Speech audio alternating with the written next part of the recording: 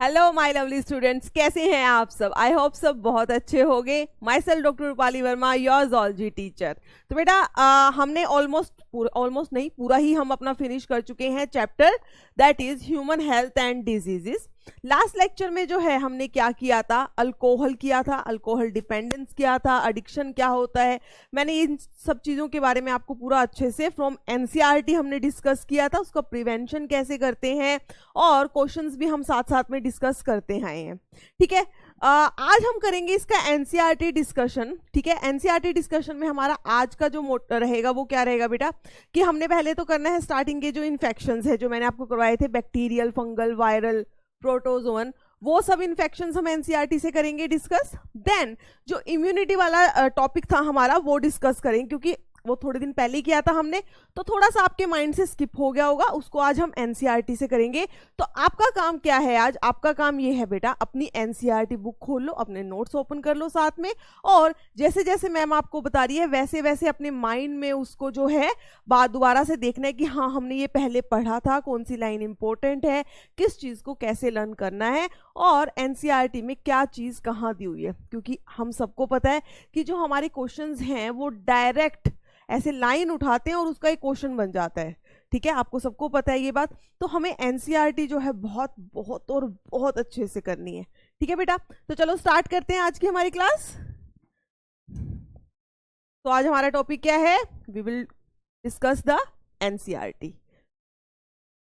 तो बेटा सबसे पहले अगर हम बात करते हैं इनफैक्ट डिजीजेस की, तो हमारी बुक के अंदर हमें डिजीज कौन सी बताई हुई है। एक होती है कि डिजीज जो है बेसिकली दो टाइप की होती है, one is the infectious and other one is the non infectious. Infectious का मतलब क्या होता है बेटा, जो पास ऑन हो सके, जो अगर मुझे है तो मुझसे किसी और को हो गई, दैट इज इन्फेक्शियस। और अगर कोई डिजीज मुझे है और वो मैं किसी और को पास नहीं कर सकती हूँ, that is non infectious. Like अगर एक किसी पर्सन को कैंसर है, तो कैंसर भाई ऐसे टच करने से या थ्रू सेक्सुअल इंटरकोर्स या ब्लड ट्रांसफ्यूजन के थ्रू कैंसर को आप पास ऑन नहीं कर सकते हैं।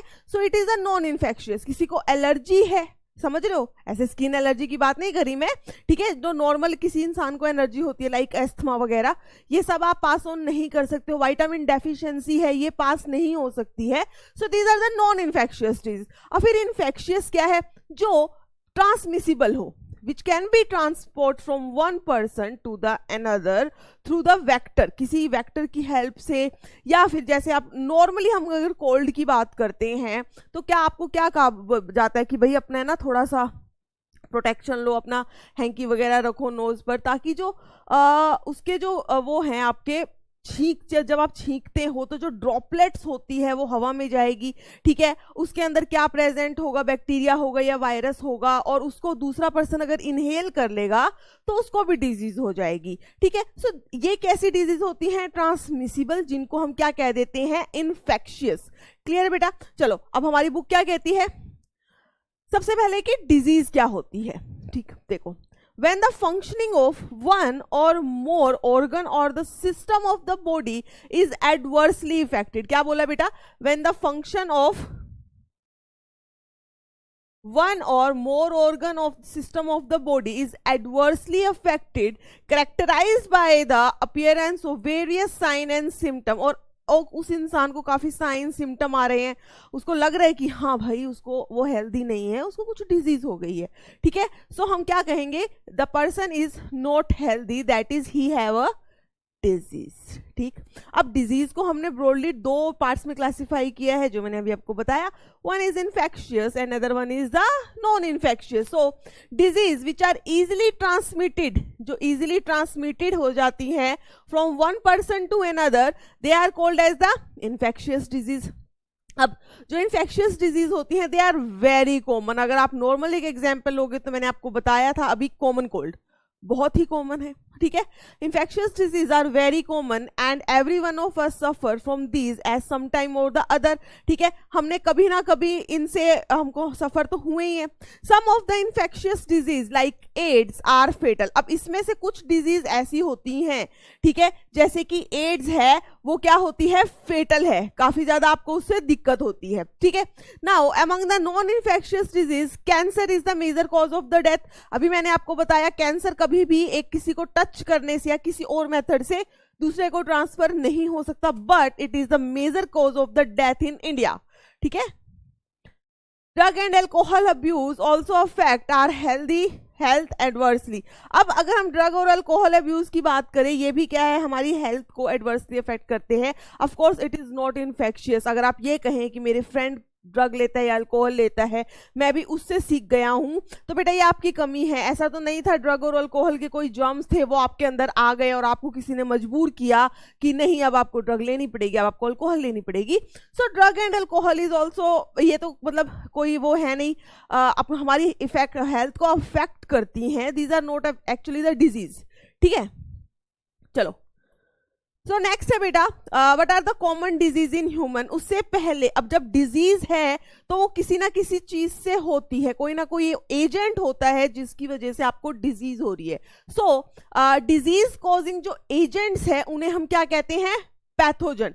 Disease causing agents are called pathogen. अब ये पैथोजन क्या हो सकते हैं, they can be bacterial, viral, fungal, protozoan, कुछ भी हो सकता है, ठीक। तो हमारी बुक क्या कहती है बेटा, a wide range of organism belonging to the bacteria, virus, fungi, protozoan, helminthes etcetera, they could cause disease in man. वो हमारी बॉडी में डिजीज कर सकते हैं। Such disease causing organisms are called the pathogen. ऐसे डिजीज कॉजिंग ऑर्गेनिजम्स को हम क्या कहते हैं बेटा, पैथोजन कहते हैं। Most parasites are therefore pathogen as they cause harm to the host by living in or them. अब parasites पैरासाइट्स मैंने आपको बताया था, पैरासाइट्स क्या होते हैं। पैरासाइट्स कुछ ऐसे ऑर्गेनिजम्स हैं जो आपकी बॉडी के ऊपर रहते हैं, लाइक लीच, या आपकी बॉडी के अंदर रहते हैं, ठीक है, जिनसे आपको कोई बेनिफिट नहीं हो रहा, बट वो आपसे पूरा बेनिफिट ले रहे हैं। वो आपसे खाना ले रहे हैं, आपका खून चूस रहे हैं, आपने उनको एक शेल्टर प्रोवाइड किया हुआ, आप तो उनका घर बन चुके हैं, बट आपको कोई फायदा नहीं हुआ, बल्कि वो आपको क्या कर रहे हैं, डिजीज कॉज कर रहे हैं बेटा, ठीक है। तो पैरासाइट समझ आ गया। सो हम पैरासाइट के लिए क्या कहते हैं, most of the parasites as they cause harm to the body, ठीक है, इसलिए उनको हम क्या कहते हैं, पैथोजन कहते हैं। The pathogen can enter our body by various means, multiply and interfere with the normal vital capacities, activities, resulting in morphological and functional damage. अब ये जो पैथोजन है ये हमारी बॉडी में बहुत तरीकों से अंदर जा सकते हैं, पानी के थ्रू जा सकते हैं, वाटर के थ्रू जा सकते हैं, ड्यूरिंग इनहेलेशन, जब हम सांस ले रहे हैं तब जा सकते हैं, कैसे भी जा सकते हैं, फिकोरल रूट के थ्रू जा सकते हैं, ठीक है। और ये जाकर क्या करते हैं, हमारी बॉडी की जो नॉर्मल फंक्शनिंग है उसको डिस्टर्ब करते हैं और हमें डिजीज करते हैं, ठीक है। Pathogens have to adapt to life with in the environment of the host. अब ये पैथोजन जो गए हैं इनको हमारी बॉडी में जाकर अडेप्ट होना पड़ेगा। बेटा आपको पता है जब हम बात करते हैं हमारे स्टमक की, तो स्टमक के अंदर कैसा एनवायरमेंट है, एसिडिक। क्यों है वहां पे एसिडिक एनवायरमेंट, क्योंकि वहां पे HCl रिलीज होता है। तो वो पैथोजेंस जो हैं, बहुत सारे पैथोजन जो हैं स्टमक में जाके जो है वो डेड हो जाते हैं, क्योंकि of course they can't survive the acid. But कुछ ऐसे पैथोजेंस भी हैं जिनसे बेसिकली हमें डिजीज हो रही है कि उनके पास एबिलिटी है कि वो खुद को प्रोटेक्ट कर पा रहे हैं स्टमक से, उस HCl से, ठीक है। सो पैथोजेंस जो हैं they have to adapt to life with in the environment of the host. For example, pathogen that enter the gut means or alimentary canal, they must know a way of surviving in the stomach at low pH and resisting the various digestive enzyme। अब हमें पता ही है बेटा stomach का, मैंने आप बताया कि pH है। उसके अलावा हमारी पूरी GI ट्रैक्ट के अंदर जो है एंजाइम्स होते हैं डिफरेंट टाइप के, जो डिफरेंट फूड मटेरियल को डाइजेस्ट करते हैं। तो ये जो पैथोजन है इनको ये भी देखना पड़ेगा कि वो इन एंजाइम से कैसे बने, तो उनके पास काफी अडेप्टेशंस होती हैं, ठीक है। A few representative members from different group of pathogenic organism are discussed here along with the disease caused by them. Preventive and control measure against these diseases in general are also briefly described. चलो आगे देखते हैं। तो बेटा सबसे पहले हम कर रहे हैं यहां पर बैक्टीरियल डिजीजेस, ठीक है। सबसे पहले ये जो आपको दिख रही हैं, these are the bacterial diseases जिसमें सबसे फर्स्ट वन जो है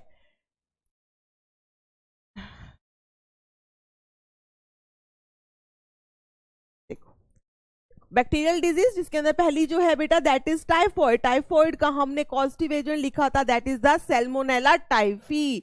ठीक है, typhoid is caused by a pathogenic bacterium known as the salmonella typhi. बात क्लियर है भाई। टाइफॉइड क्या होता है? बेसिकली एक फीवर है, फीवर होता है। ठीक है, these pathogen they generally enter the small intestine, ये हमारी स्मॉल इंटेस्टाइन के अंदर एंटर करती है। कैसे एंटर करती है? Through food or water contaminated with them, through food or water contaminated with them and migrate to other organs through blood। सबसे पहले हमारी बॉडी में एंटर करती है through contaminated food and water, और उसके बाद they migrate to other organs with the help of या थ्रू ब्लड।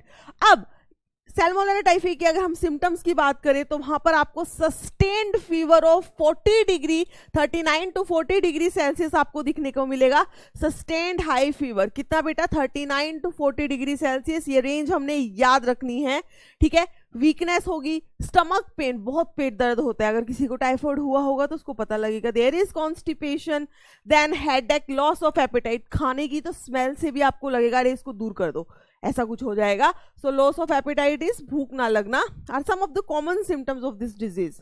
नाउ अगर यहां पर उसका इलाज कर देते हो, आप ट्रीटमेंट कर देते हो, वेल एंड गुड। अगर वहां पर भी आप ट्रीटमेंट नहीं ले रहे हो then it can become serious and it can cause intestinal perforation. मेरा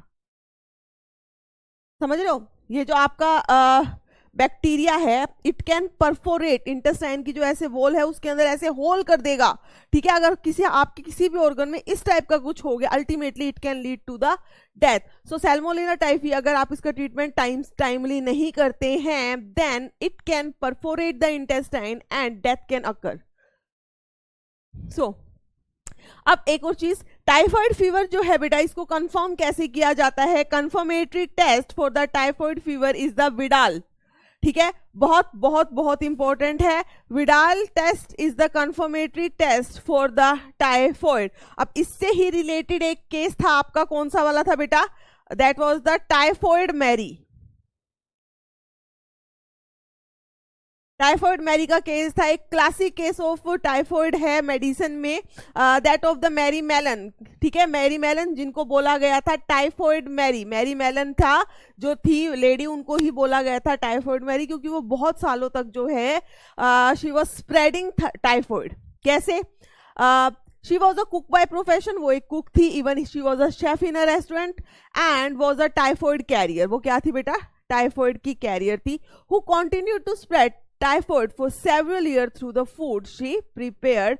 So it is a classic case of the typhoid in case of the medicine. Clear है? इसके बारे में आपको ये याद करना है। अब आप क्वेश्चंस इस पे कैसे आते हैं मैं ऑलरेडी आपको बताया हो कि कॉजेटिव एजेंट आपको याद रखना है, सिम्टम्स पे इतना नहीं आता, बट अगर आप बोर्ड 12th बोर्ड का दे रहे हैं तो ऑफ कोर्स आप कैसे, जैसे मैंने आपको नोट्स करवाए थे, लिखवाए थे बेटा, वैसे याद रखोगे।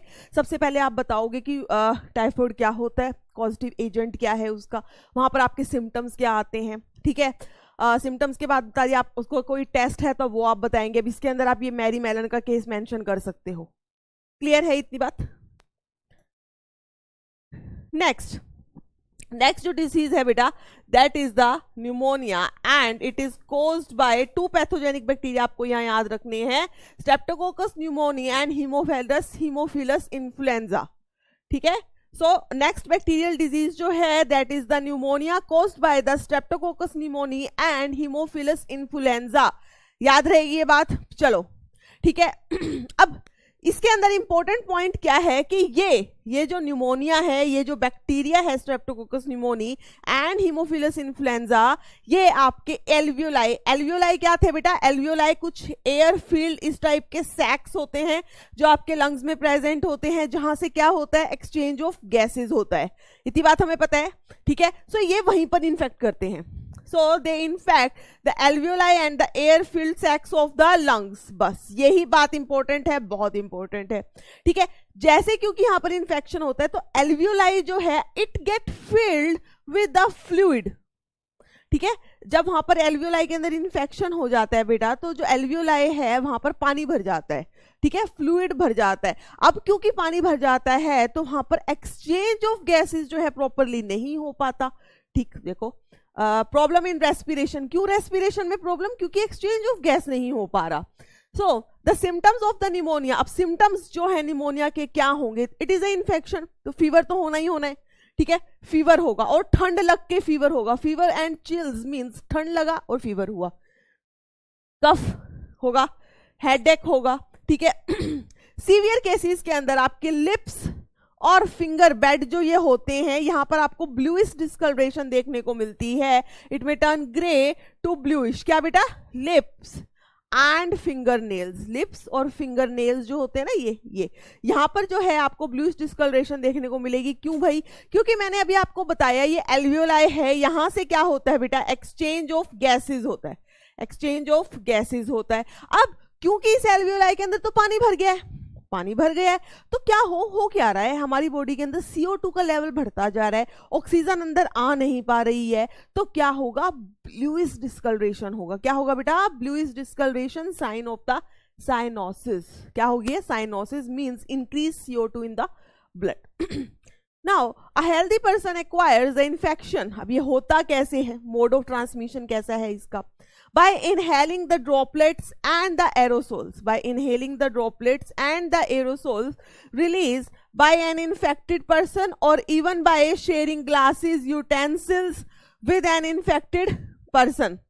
देखो, एक तो ड्रॉपलेट इन्फेक्शन, कोई खांस रहा है, कोई छींक रहा है, तो पूरे वहां पर क्या होगा? एयर में ऐसे एरोसोल्स कह लो या ड्रॉपलेट्स फैल जाएंगे। सामने कोई और बंदा बैठा है, उसके जब उसने सांस लिया वो उनके अंदर चले गए, तो वहां उन्होंने इन्फेक्शन कर दिया।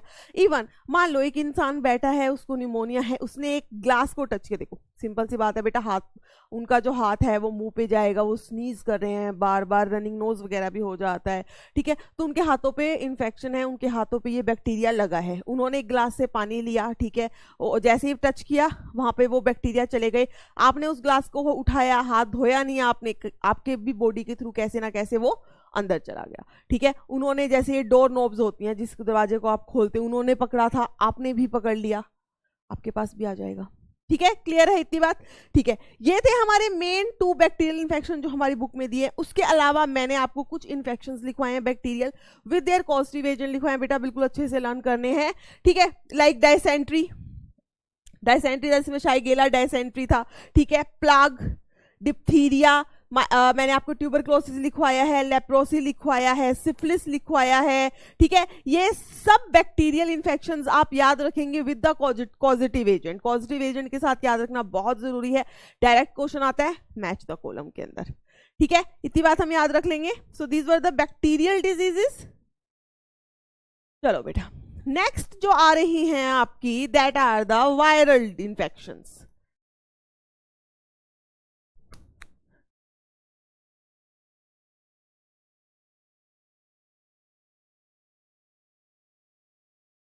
ठीक है बेटा, नेक्स्ट है आपकी viral infection. So many virus can cause the disease in human beings, जिसके अंदर अगर हम सबसे पहले जो मोस्ट कॉमन इन्फेक्शन है that is the common cold. Positive agent है इसका बेटा राइनो वायरस, ठीक है। Most common viral infection is common cold, जो आपको नॉर्मली ये जुकाम होता रहता है ना, कोल्ड हो गया आप बोलते हो, that is not pneumonia, it is common cold and it is caused by the virus. कौन सी वायरस? Rhino virus. जो न्यूमोनिया था that is caused by the bacteria. दोनों में डिफरेंस समझ आया? पहला डिफरेंस, ठीक है। They infect the nose and the respiratory passage. अब जो कॉमन कोल्ड है वो जस्ट आपका नोज और जो रेस्पिरेटरी पैसेज है वहां पर इन्फेक्ट करते हैं, वो आपके एल्वियोलाई को इन्फेक्ट नहीं करते हैं, ठीक है। So they infect nose and respiratory passage but not the lungs, ठीक है, लंग्स को इन्फेक्ट वो नहीं करते हैं। चलो जी, अब कॉमन कोल्ड में होता क्या है? सिंपल सी बात है, नाक रुक जाना, नाक बंद हो जाता है ना, दैट इज नेजल कंजेशन। कई बार नाक से जो है रनिंग नोज हो जाता है, पानी आने लग जाता है, that is nasal discharge. So it is characterized by the nasal congestion and the discharge, sore throat, गले में खिचखिच है ना, sore throat, hoarseness of the voice, आपकी आवाज खराब हो जाती है, कफ होता है, हेडेक भी बहुत ज्यादा होता है, टायर्डनेस, हमेशा थका हुआ सा फील करते हैं, ठीक है, और इसका एक कोर्स ऑफ ड्यूरेशन है कि कितना, ये 3 से 7 दिन में, अगर आप मेडिसिन भी नहीं लेंगे तब भी it will subside in 3 to 7 days.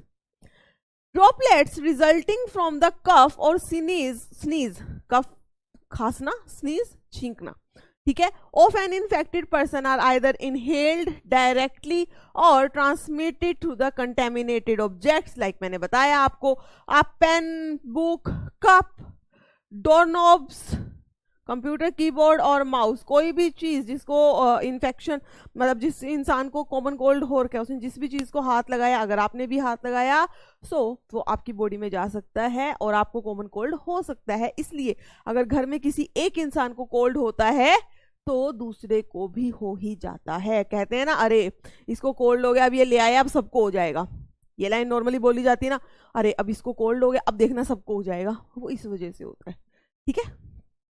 चलो बेटा, सो नेक्स्ट आता है बेटा प्रोटोजोन डिजीज। जो प्रोटोजोआ से कॉज होती है वो कुछ डिजीज हम करने वाले हैं अभी, जिसके अंदर हम करेंगे कौन सी, एक तो डायसेंट्री करेंगे, मींस एमीबियासिस करेंगे, एंड दूसरा है आपका यहां पर मलेरिया,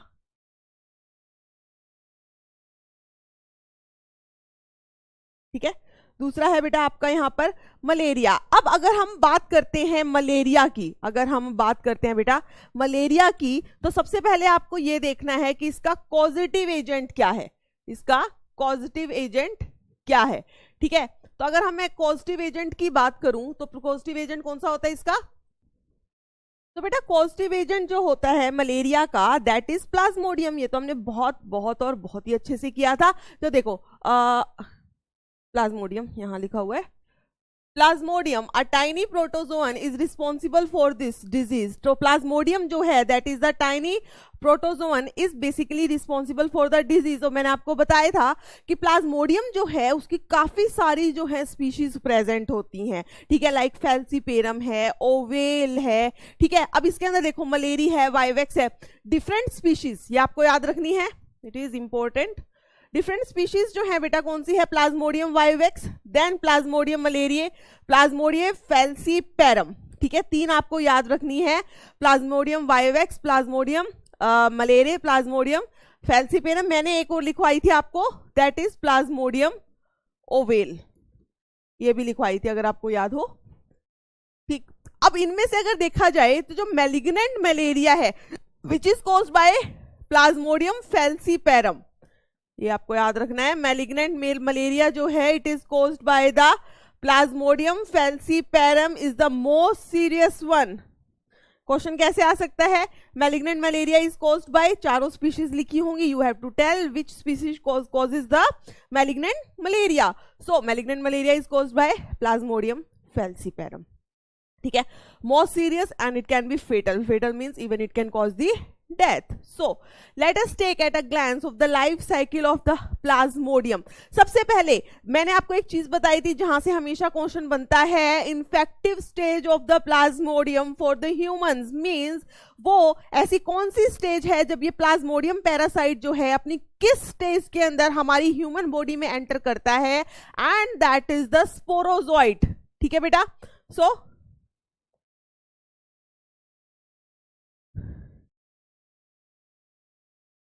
तो हमने क्या लिखा है, क्या देखा है यहाँ पे, प्लाज्मोडियम जो है it enters the human body as sporozoite, that is the infectious form.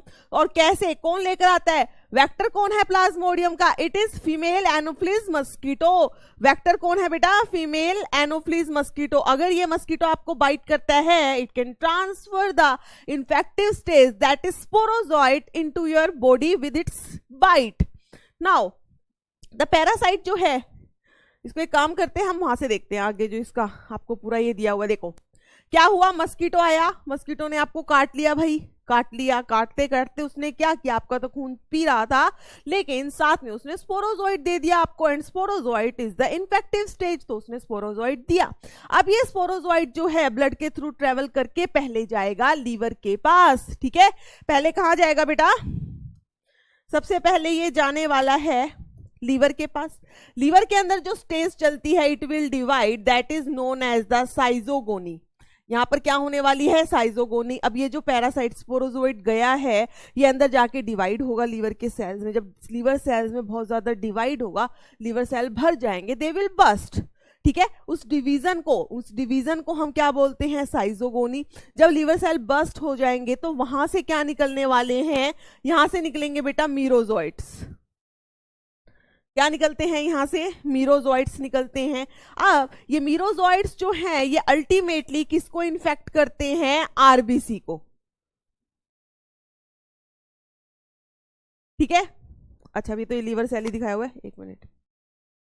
ठीक है, तो वहां पे मीरोजोइट हुए। देखो यहाँ पे क्या हुआ, ये लीवर सेल्स थे, सेल्स के अंदर पैरासाइट जो है, देखो कैसे पहले ये पैरासाइट था, ये सेल्स के अंदर आया, डिवाइड करता जा रहा है और ये पूरे भर गए तो ये फट गए। अब जब ये फटे तो इनको हम क्या बोलते हैं, मीरोजोइट्स।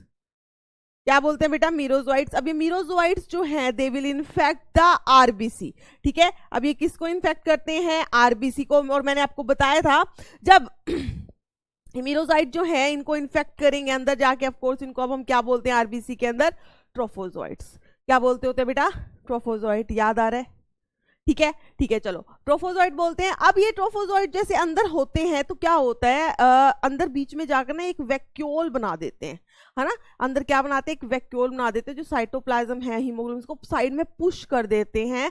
तब वहां पर क्या बनती है, एक सिग्नेट रिंग स्टेज। क्या बनती है बेटा, signet ring stage in haemoglobin, in RBC.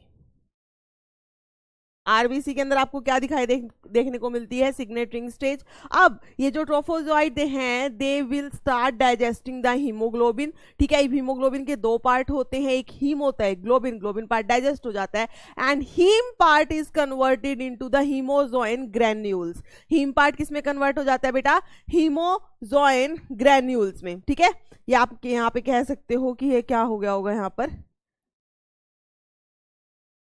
Hemozoin granules.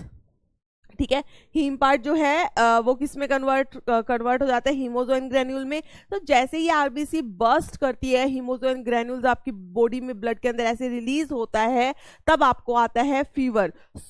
जब भी फीवर आएगा there is release of the hemozoin granules. ठीक है, तो आप क्या कह सकते हो, the release of haemozoin granules coincide with the appearance of fever. और ये नॉर्मली जो है आपको आफ्टर 48 आवर बाद, मलेरिया का जो फीवर होता है ना बेटा, मलेरिया का एक स्पेसिफिक केस होता है कि आज आपको फीवर आया, फिर 2 दिन बाद फीवर आएगा, ऑन द 3rd डे आपको फीवर आएगा, फिर उसके 3rd डे फीवर आएगा। इस टाइप से जो है बाउट्स ऑफ फीवर आते हैं, जिनको हम क्या कहते हैं, पैरोक्सिज्म्स कहते हैं। बाउट्स ऑफ फीवर जो ये आ रहे हैं 48 डेज के बाद, that is called as the paroxysm, and they coincides with the release of the hemozoin granules. ठीक है, सो क्या लिखा है, parasites reproduce asexually in the red blood cells, bursting the red blood cells and causing the cycle of fever and other symptom. Released parasite, अब ये जो यहाँ से हीमोजोइन ग्रैनुल तो रिलीज हुए, साथ में पैरासाइट्स भी रिलीज हुई हैं। ये पैरासाइट्स जो हैं और आरबीसी को इन्फेक्ट करेंगी और वहां पर क्या बन जाती हैं बेटा, ये मेल और फीमेल गैमेटोफाइट में कन्वर्ट होती है। देखो, male and female sexual stage gametocytes develops in the human RBC. हमारे रेड ब्लड सेल्स के अंदर ही मेल और फीमेल गैमेटोफाइट बने हैं, सिर्फ गैमेटोफाइट बने हैं, दोनों का फ्यूजन नहीं हुआ है। जब फ्यूजन होगा तब हम कहेंगे सेक्सुअल स्टेज, अभी सिर्फ ये गैमेटोफाइट्स बने हैं। तो याद रखेंगे ह्यूमंस के अंदर जो चलता है that is the asexual phase, और ह्यूमन क्या होते हैं, इनके इंटरमीडिएट और द सेकेंडरी होस्ट होते हैं। ठीक है, याद रखेंगे बेटा ये बात। ह्यूमंस जो हैं, ह्यूमंस जो है प्लाज्मोडियम के सेकेंडरी और यू कैन से इंटरमीडिएट होस्ट हैं। और जो मस्कीटो होता है, मस्कीटो इज द प्राइमरी और द डेफिनेटिव होस्ट। ठीक है। चलो जी, अब हमारी मेल और फीमेल गैमेटोसाइट बन चुके हैं हमारी आरबीसी में। अब देखो क्या हो गया, अब हुआ क्या, अब ये गैमेटोसाइट मान लो कि दोबारा से एक मच्छर आता है, आपको काटता है। जैसे ही उसने आपको काटा वैसे ही ब्लड तो आपका ले रहा है, लेकिन उस ब्लड के अंदर मेल और फीमेल गैमेटोफाइट भी हैं। तो मेल और फीमेल गैमेटोफाइट जो है अब ब्लड मस्कीटो जो है सक कर लेगा फ्रॉम आवर ब्लड। तो क्या लिखा है, female mosquito take up the gametocyte with the blood meal, जो उसका खाना है हमारा खून, उससे वो ले लेगा। ठीक है जी, चलो फिर क्या हुआ, अब यहां से ये कहां पे चले जाते हैं, उसकी गट में चले जाते हैं और वहां हो जाती है इसकी फर्टिलाइजेशन। मतलब मेल और फीमेल गैमेटोफाइट जो है उनका फ्यूजन हो जाता है in the gut of the mosquito. Fertilization and development take place in the mosquito's gut. ठीक है, यहाँ पे क्या हुई, फर्टिलाइजेशन और वो हो गई। चलो ठीक है, अब जैसे ही फर्टिलाइजेशन होती है तो यहाँ पर क्या बनता है बेटा, वो क्या जो आपका ऊसिस्ट बनता है, इट कन्वर्ट्स इनटू द ऊकाइनिट। अगर आपने नोट्स हो अपने ओपन करके देखो, जैसे इनका फ्यूजन होता है ऊसिस्ट बनता है। वो ऊसिस्ट क्या करता है, इस स्टमक की वॉल के अंदर एक ऐसे होल करता है और बाहर आ जाता है। बाहर वॉल पे ही रहता है, वो लंबा हो जाता है, क्या बन जाता है, ऊकाइनीट बन जाता है। उस ऊकाइनीट के अंदर जो है स्पोरोजोइड्स डेवलप करना शुरू कर देते हैं। जब वो स्पोरोजोइड से भर जाता है तो बर्स्ट कर जाता है, और ये स्पोरोजोइड्स कहाँ चले जाते हैं, ये स्पोरोजोइड्स मूव करके चले जाते हैं in the salivary gland of the mosquito. और अगर आपको याद है कि जो हमारे लिए इन्फेक्टिव स्टेज है वो क्या है बेटा, स्पोरोजोइट है। हमारे इन्फेक्टिव स्टेज क्या है, स्पोरोजोइट। वो स्पोरोजोइट अब उस फीमेल एनोफिलीज मस्कीटो के अंदर बन गए हैं, और जो कि उसकी सलाइवरी ग्लैंड के अंदर है। जैसे ही दोबारा से मस्कीटो, अब ये मस्कीटो किसी और को बाइट करेगा तो उसका सलाइवा हमारे ब्लड में जाएगा, वो हमारा ब्लड पिएगा, सलाइवा के साथ साथ ये स्पोरोजोइट्स भी चले जाएंगे। ठीक है, सो आपको क्या हो जाएगा, मलेरिया हो जाएगा। So mature infective stage, that is sporozoid escape from the gut and migrate to the mosquito salivary gland, और यहाँ से फिर जब वो बाइट करेगा तो आपकी बॉडी में आ सकती है। This is the cycle. ये साइकिल कहाँ पर चल रही है, this is the human host and ये है आपका मस्कीटो। जहाँ पर एसेक्सुअल रिप्रोडक्शन चल रही है, कहाँ पे चलती है एसेक्सुअल रिप्रोडक्शन, वो होता है ह्यूमंस, हम। तो हम क्या हैं, उसके सेकेंडरी और यू कैन से इंटरमीडिएट होस्ट। और जो सेक्सुअल रिप्रोडक्टिव साइकिल है प्लाज्मोडियम की, वो कहाँ चलती है बेटा, एनोफिलीज मस्कीटो में। सो उनको हम क्या कहते हैं, प्राइमरी और द डेफिनेटिव होस्ट। हमारे लिए इन्फेक्टिव स्टेज कौन सी है, स्पोरोजोइट। अगर आपसे कोई पूछे कि फीमेल एनोफिलीज का इन्फेक्टिव स्टेज कौन सा है, तो भाई वो है male and female gametophyte. All clear. फिर एक क्वेश्चन ये आता है कि बेटा मेल और फीमेल गैमेटोफाइट बनते कहाँ हैं, तब आपको याद रखना है बनते वो हमारी आरबीसी में, फ्यूजन नहीं हुआ बट बन जाते हैं। ठीक है, चलो ये हो गया। उसके अलावा हमारी बुक में भी यही लिखा हुआ है, the parasites initially multiply, the parasite initially multiply with in the liver cell, then attack the red blood cells or you can say RBC, resulting in their rupture. The rupture of RBC is associated with the release of toxic substance, and toxic substance is the hemozoin granules, ये लिखा हुआ है hemozoin, which is responsible for the chill and fever reoccurring every 3 to 4 days, जो हमेशा कब होता है, 3 से 4 दिन के बाद होता है। When a female Anopheles mosquito bites an infected person, these parasites enter the mosquito body and undergo further development. The parasites multiply within them to form the sporozoites that are stored in their salivary gland. When these mosquito bite a human, the sporozoites are introduced into her body, therefore initiating the events mentioned above.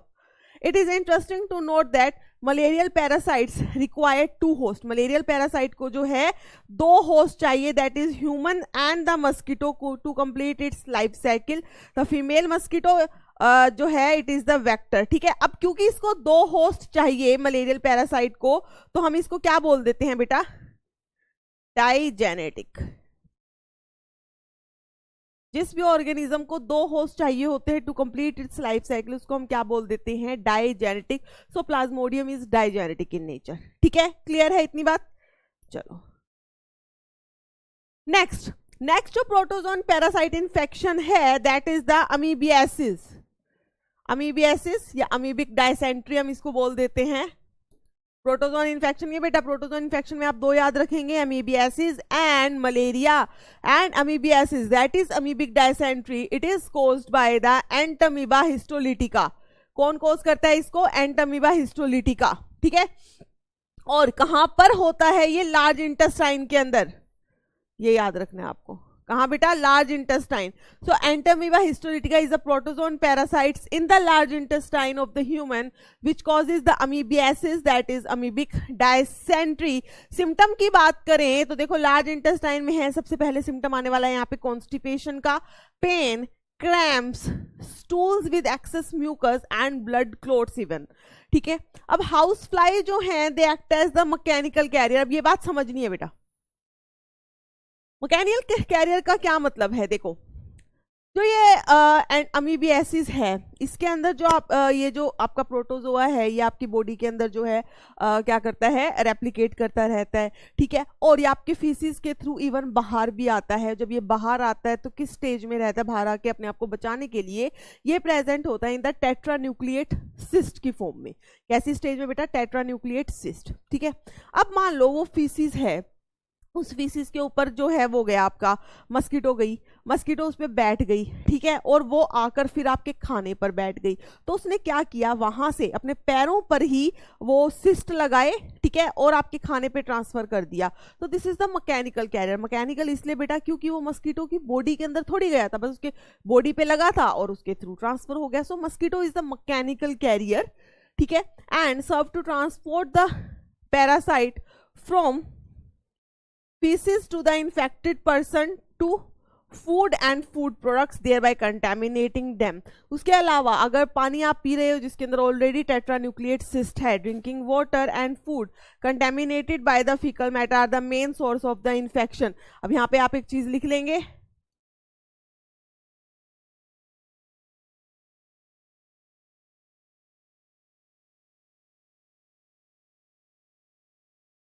जैसे हमने malaria के अंदर किया था, वहां की infective stage sporozoite थी, वैसे ही अमीबियासिस या अमीबिक डायसेंट्री के अंदर जो इन्फेक्टिव स्टेज है that is the tetranucleate cyst. Clear है बेटा? सो ये थी आपकी प्रोटोजोइन डिजीजेस। नेक्स्ट जो आपकी आ रही है हेलमिंथिक डिजीजेस आ रही हैं, ठीक है।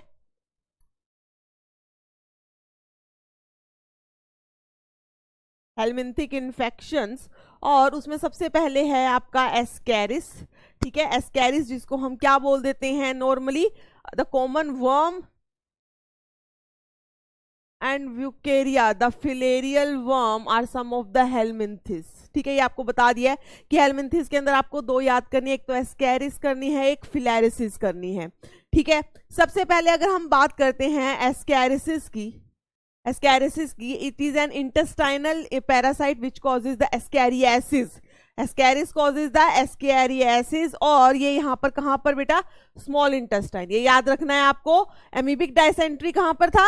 लार्ज इंटेस्टाइन में। एस्कैरिस कहां है? स्मॉल इंटेस्टाइन के अंदर, ठीक है।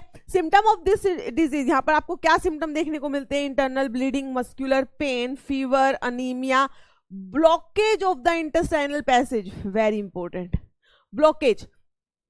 ये जो एस्कैरिस होता है ये इतना फास्ट डिवाइड करता है और ये इतने लंबे लंबे से होते हैं कि स्मॉल इंटेस्टाइन के अंदर, ये जैसे मान लो कि आपकी स्मॉल इंटेस्टाइन है, ठीक है, ये आपकी स्मॉल इंटेस्टाइन है बेटा, इसके अंदर ये ऐसे भर जाएंगे, पूरे ऐसे भर जाते हैं, ठीक है। और इन्होंने क्या कर दिया? ऐसे ब्लॉक कर दिया। ये रियलिटी में ऐसे ही ब्लॉक कर देते हैं, और जब ये इतना ब्लॉकेज हो जाता है तो आपको इवन सर्जरी करके यहां से इनको ऐसे गुच्छों की तरह बाहर निकालना पड़ता है, ठीक है। सो इतनी बात क्लियर है? Now the eggs of the parasites are excreted. ये जो पैरासाइट होता है इसके एग्स जो हैं they are excreted in the faeces of the infected person, ठीक है, which contaminate the soil water plant, जो कि ऑफकोर्स सोइल वाटर प्लांट में जाएगा। A healthy person acquire this infection to the contaminated water, vegetable and fruit। तभी आपको कहा जाता है कि जो सब्जी होती है, आपके फ्रूट्स होते हैं, हमेशा उनको अच्छे से धोकर खाओ, पानी जो है उसको अच्छे से स्टरलाइज करके पियो, बोला जाता है ना, इसलिए बोला जाता है। चलो नेक्स्ट, अगर हम बात करते हैं next helminthic infection, then it is ब्यूकेरिया। अब ये ब्यूक्रेरिया जो है इसकी बेटा दो स्पीशीज होती है, वन इज ब्यूक्रेरिया bancrofti and other one is the malayi, ठीक है। द फिलेरियल वर्म, इसको और क्या कहते हैं हम, फिलेरियल वर्म कहते हैं।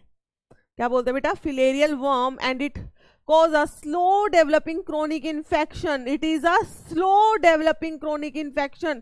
इसको years लग जाते हैं होने में, धीरे धीरे धीरे होता है. In which they live for many years. Usually the lymphatic vessels of the lower limb. Normally ये कहाँ पर रहते हैं, जो आपके lower limbs होते हैं उनकी लिम्फेटिक वेसल्स में रहते हैं. And the disease is called the elephantiasis, और जो ये डिजीज कोज करते हैं उसको कहते हैं हम एलिफेंटियासिस, और यू कैन से फिलेरिसिस, ठीक है.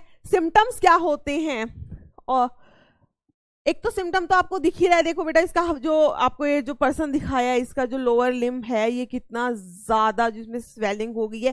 यहाँ पे लिम्फेटिक वेसल्स जो है उसकी ब्लॉक हो गई थी, पूरा यहाँ पे लिम्फ भर गया, इसकी इतनी बड़ी स्वेलिंग हो गई. एलिफेंटियासिस, या इसको हाथी पांव कहते हैं. क्या कहते हैं बेटा, हाथी पांव, ठीक है. और साथ साथ में जो जेनाइटल ऑर्गन्स होते हैं ये उनको भी अफेक्ट करता है, और जेनाइटल ऑर्गन्स की जो शेप ही डिफरेंट हो जाती है, result in gross deformity, shape ही अलग हो जाती है.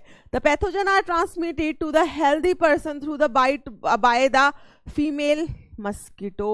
क्यूलेक्स होता है यहाँ पर, फीमेल क्यूलेक्स मस्कीटो, ठीक है बेटा. क्लियर है. तो वेक्टर इसका कौन है, दिस इज द वेक्टर, ये लिखा हुआ है वेक्टर, फीमेल मस्कीटो.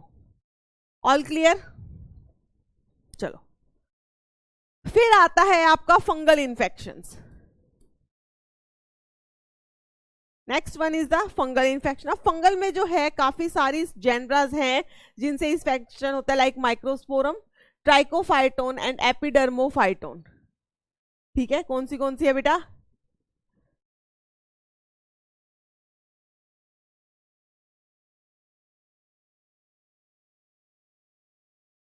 ठीक है.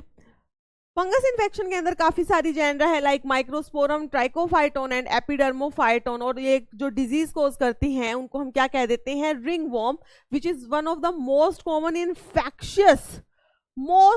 Infectious disease in human. बेटा घर के अंदर अगर किसी को ऐसा फंगल इन्फेक्शन हो गया है तो उनको एडवाइस किया जाता है कि अपने टाल्स अलग रखो, बेडशीट अलग रखो, सब कुछ अलग रखो, क्योंकि अगर वो आपको टच किया तो आपको भी हो जाएगा, इतना इन्फेक्शियस होता है फंगल, ठीक है.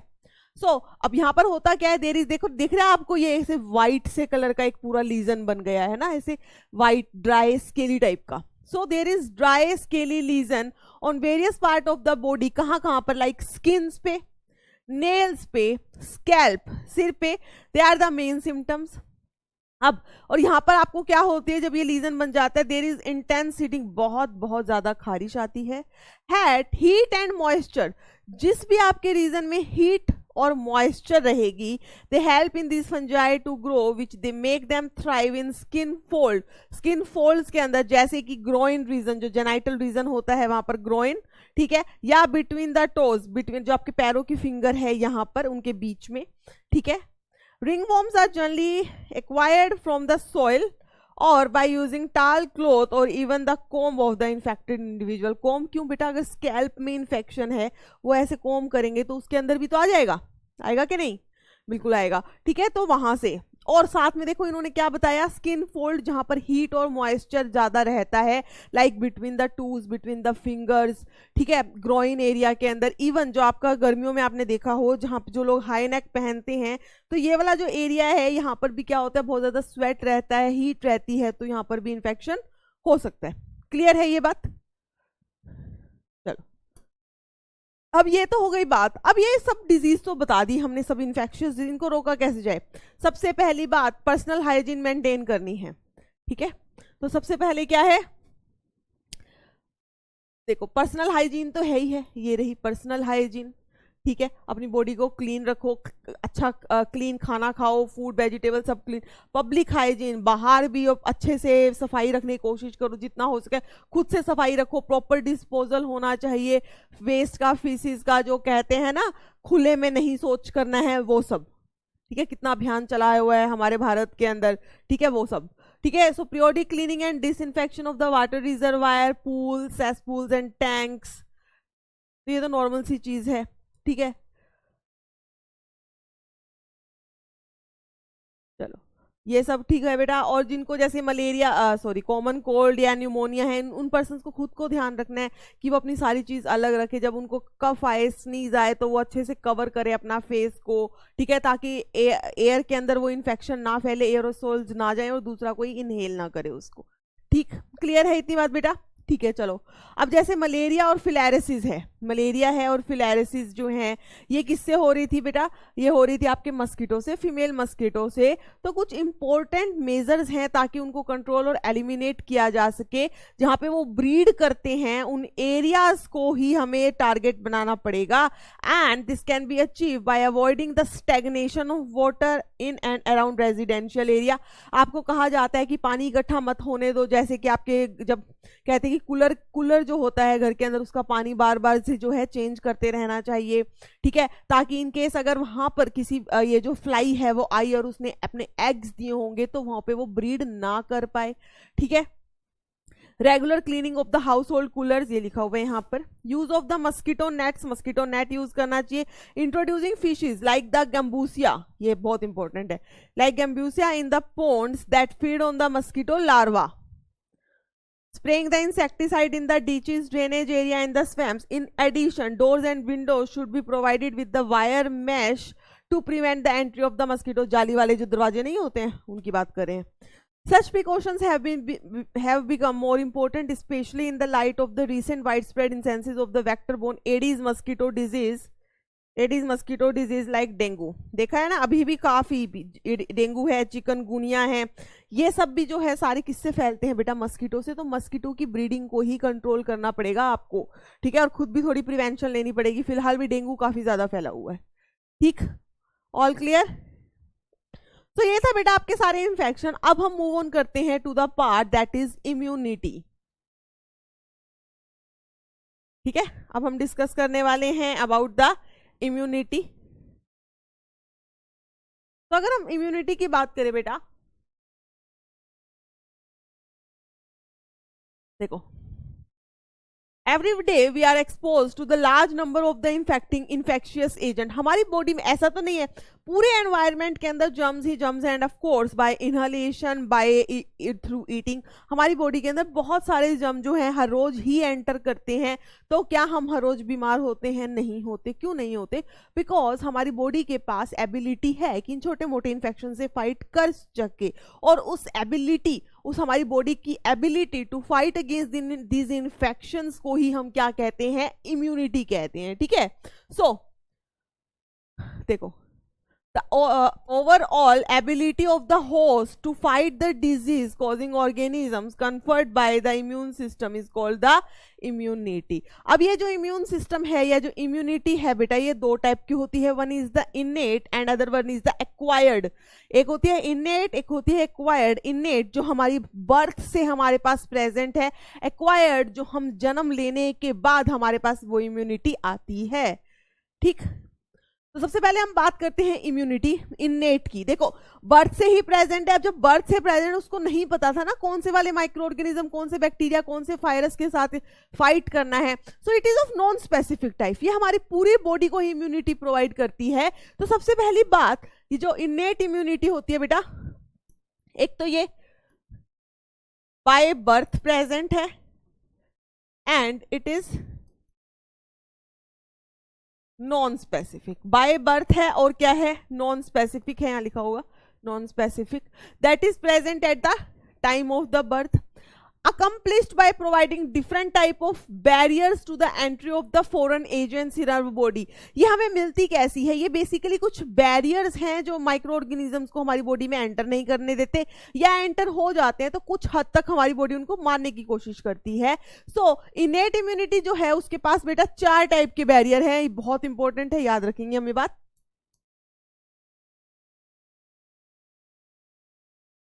क्या है बेटा? 4 टाइप ऑफ बैरियर्स हैं।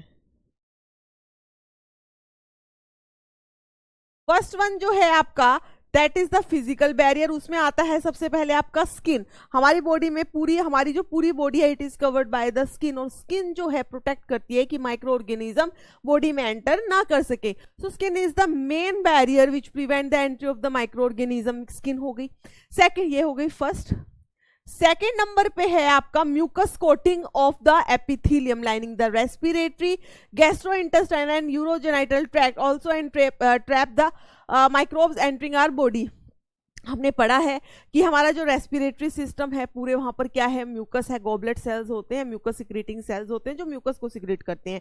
Similarly in our gastrointestinal tract that is GIT and the urogenital tract, वहां पर क्या होता है बेटा, म्यूकस होता है। अब ये म्यूकस क्या करता है, मान लो कोई पैथोजन आया तो उसको ट्रैप कर लेता है, डस्ट पार्टिकल्स जो होते हैं उनको ट्रैप कर लेते हैं, ठीक। और सेकंड नंबर पे है हमारा फिजिकल हो गया। सेकंड नंबर पे जो हमारा बैरियर है that is the physiological barrier. अब फिजियोलॉजिकल बैरियर में क्या आता है, आपकी बॉडी की सिक्रीशंस क्या आएंगे बेटा, secretion like acid in the stomach, tears of the I and saliva in the mouth, ठीक है। सो acid in the stomach, saliva in the mouth, tears from the eyes, they all prevent the microbial growth. अब आपको पता ही है saliva के अंदर lysozymes है, similarly saliva के अंदर लाइसोजाइम है, साथ में एक एंटीबॉडी भी प्रेजेंट है। सिक्रीटरी एंटीबॉडी कौन सी होती है, फटाफट से कमेंट कर दो। सलाइवा के अंदर सिक्रीटरी एंटीबॉडी कौन सी है, even it is present in the tears, फटाफट आंसर करो बेटा कौन सी है, ठीक है। सो ये थे बेटा आपका फिजियोलॉजिकल बैरियर्स। नेक्स्ट आते हैं आपके cellular barriers. Next one is the cellular barriers. अब सेल्यूलर बैरियर्स के अंदर देखो, सेल्यूलर कुछ सेल्स हैं हमारी बॉडी में जो फाइट करते हैं, और आपको पता है हमारे ब्लड के अंदर जो सेल्स कौन से वाले बेटा, लिम्फोसाइट्स, देखो ल्यूकोसाइट्स कह लो, लिम्फोसाइट्स कह लो, एक ही बात है, ठीक है। certain types of the leukocytes that is WBC white blood cell of our body like सबसे ज्यादा उनके अंदर जो आपको मिलते हैं न्यूट्रोफिल, जिनको हम PMNL भी कहते हैं, पोलीमोर्फो न्यूक्लियर न्यूट्रोफिल जिसको कहते हैं, ठीक है। साथ में PMNL हो गया न्यूट्रोफिल, दूसरा है बेटा monocytes, and the third one is the natural killer type of the lymphocytes in the blood as well as the macrophages in the tissue can phagocytize and destroy microbes. Phagocytize मतलब उसको खा जाना और फिर उसको खत्म कर देना, ये हमने आपको बताया था, ठीक है। आपको मैंने ये एक चीज भी बताई थी कि जो मोनोसाइट्स होते हैं यही अल्टीमेटली कुछ टाइम के बाद क्या करते हैं, दे जस्ट ये जो मोनोसाइट्स होते हैं आपके WBCs होते हैं बेटा, दे शो द एमीबॉइड मूवमेंट, ठीक है। एमीबॉइड मूवमेंट शो करते हैं, दे शो, और वो अपनी जो ब्लड कैपिलरी हैं उनके बीच में से निकल सकते हैं, that is through the diapedesis, और वो टिश्यूज के अंदर जाते हैं, वहां जाकर they convert into the macrophages, ठीक है। सो मोनोसाइट्स जो हैं they convert into the macrophages in the tissue spaces. और फिर मैंने आपको बताया था ये मैक्रोफेजेस जो हैं वे भी दो टाइप के होते हैं, एक तो होते हैं फिक्स्ड मैक्रोफेजेस और एक होते हैं वॉन्डरिंग मैक्रोफेजेस।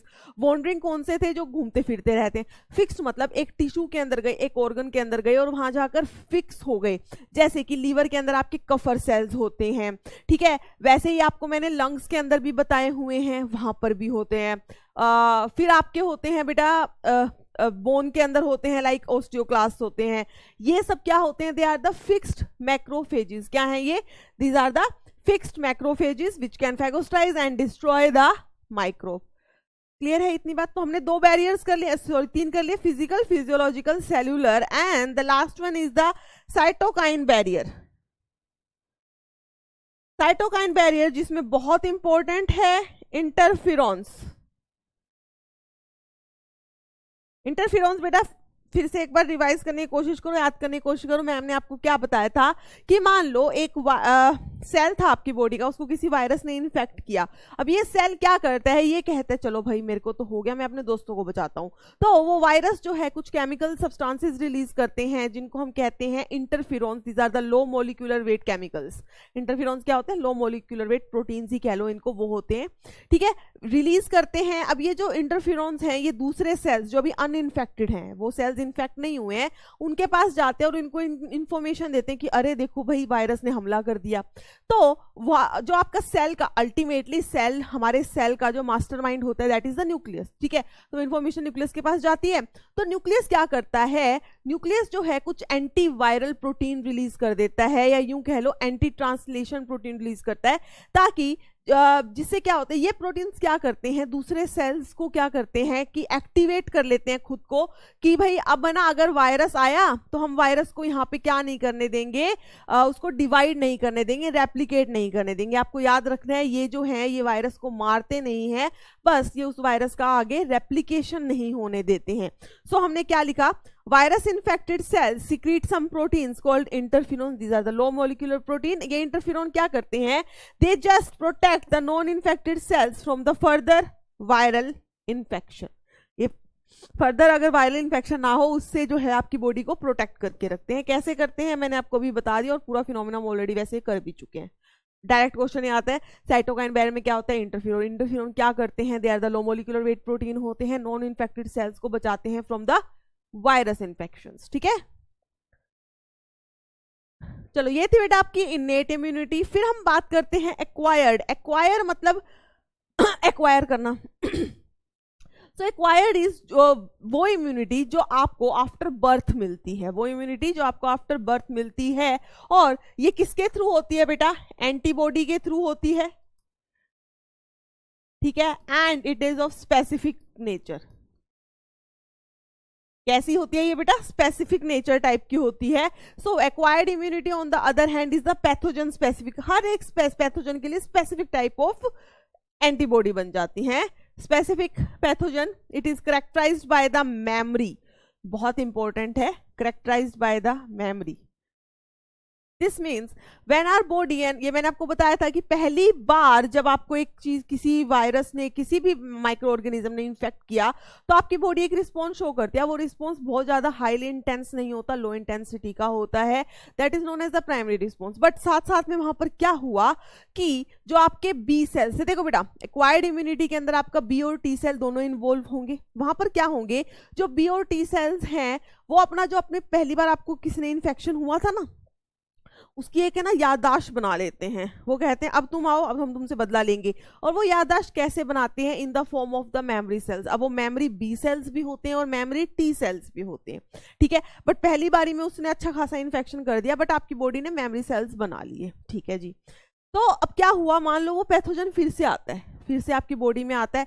जैसे आपकी बॉडी में एंटर किया हमारी बॉडी पहचान लेती, अरे तुम तो वही हो, तुम पहले आए थे. ठीक है, तुम पहले आए थे तो क्योंकि हमारे मेमोरी सेल ने पहचान लिया वो एक्टिवेट हो जाते हैं और वो एंटीबॉडी बनाना शुरू कर देते हैं. और अब की बार जो हमारी बॉडी जो रिस्पॉन्स शो करती है जो कि सेकेंडरी रिस्पॉन्स है जिसको हम एमनेस्टिक रिस्पॉन्स भी कहते हैं, वो बहुत ही हाई इंटेंसिटी का होता है. और उससे पहले कि वो माइक्रो ऑर्गेनिज्म की वजह से हमारी बॉडी के अंदर कुछ सिम्टम आना शुरू हो हमारी बॉडी उसको डिस्ट्रॉय कर देती है और हमें डिजीज होने से बचा लेती है. ठीक है, क्लियर इतनी बात? सो देखो क्या लिखा है. This means when our body encounters a pathogen for the first time, अभी फर्स्ट टाइम का एनकाउंटर हुआ है. ठीक है, it produces a response that is known as the primary response which is of the low intensity. जो primary response जो है वो क्या है बेटा? लो इंटेंसिटी का है. Subsequent encounter with the same pathogen, दोबारा से, सब्सिक्वेंट मतलब दोबारा से एनकाउंटर हुआ है with the same pathogen, it elicits a highly intensified response, highly intensified secondary, और you can say the anamnestic response.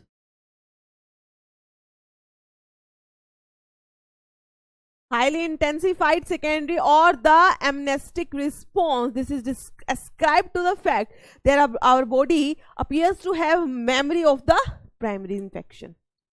ठीक है, so the primary and the secondary immune response are carried out with the help of the two special type of the lymphocytes जिनको हम क्या कहते हैं?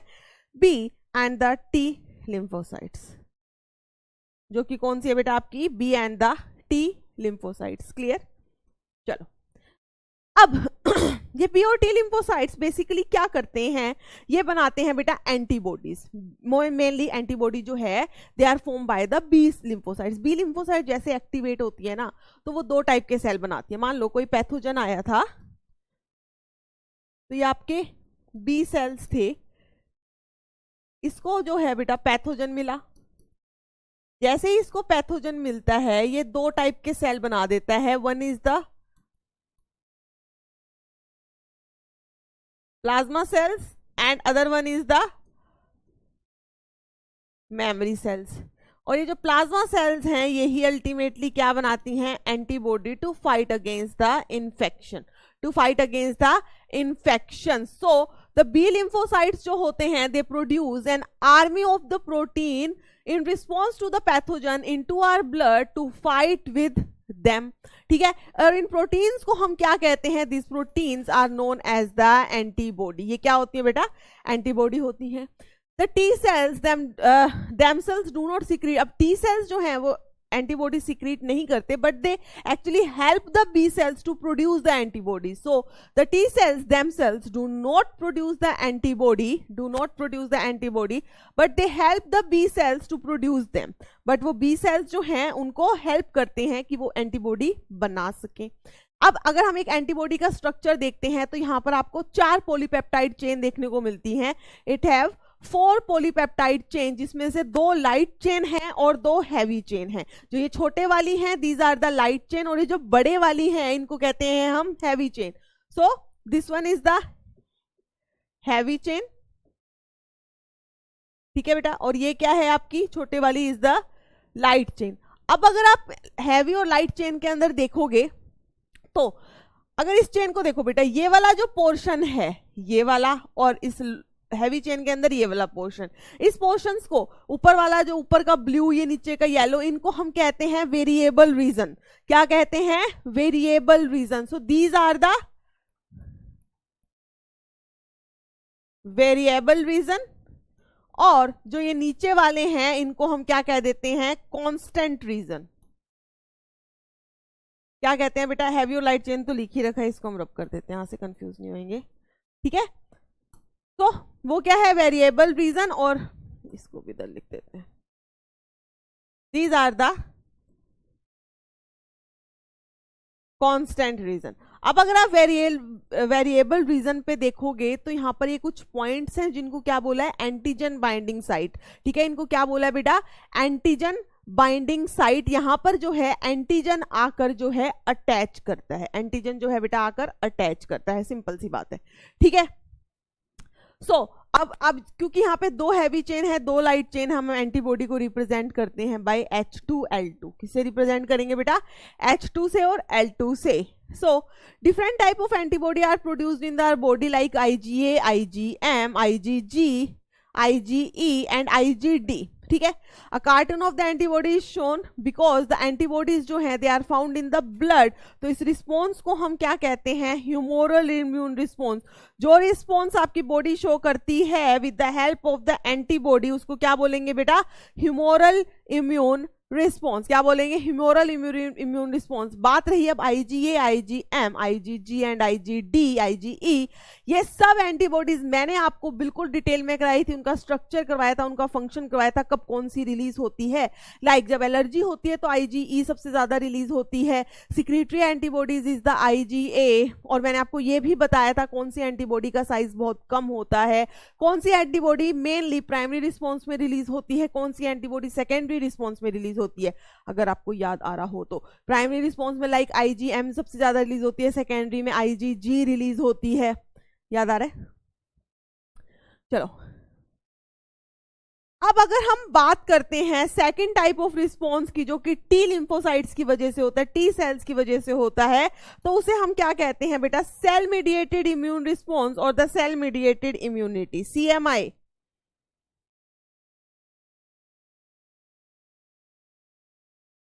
ठीक है, उसे हम क्या कहते हैं बेटा? सेल मीडिएटेड इम्यूनिटी और the cell mediated immune response, CMI.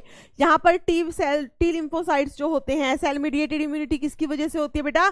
T lymphocytes. याद रखना है. ह्यूमोरल इम्यूनिटी किसकी वजह से है? B lymphocytes. सेल मीडिएटेड किसकी वजह से है? T lymphocytes. क्वेश्चन यही आता है बस. ठीक है, अब ये जो जब आपकी बॉडी के अंदर मान लो जब ट्रांसप्लांट्स होते हैं, लाइक किडनी ट्रांसप्लांट हुआ, ठीक है, तो वहां पर हमारी बॉडी को ऑफ कोर्स हम बहुत ज्यादा मैचिंग करते हैं. ब्लड ग्रुप मैचिंग होती है, टिश्यू मैचिंग होती है, जहाँ पे HLA factor, human leukocyte antigen on which are present on the surface of the WBC, ये सब मैच करके ही आपको जो है किसी पर्सन का किडनी या जो भी है कोई ग्राफ्टिंग की जाती है. बट फिर भी 100% मैचिंग तो हो नहीं सकती.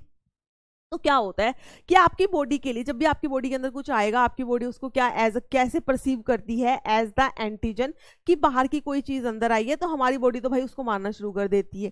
ठीक है, उस टाइम पे जो हमारा इम्यून सिस्टम एक्टिवेट होता है ड्यूरिंग एनी ग्राफ्ट, तब कौन सा होता है बेटा? Cell mediated immunity.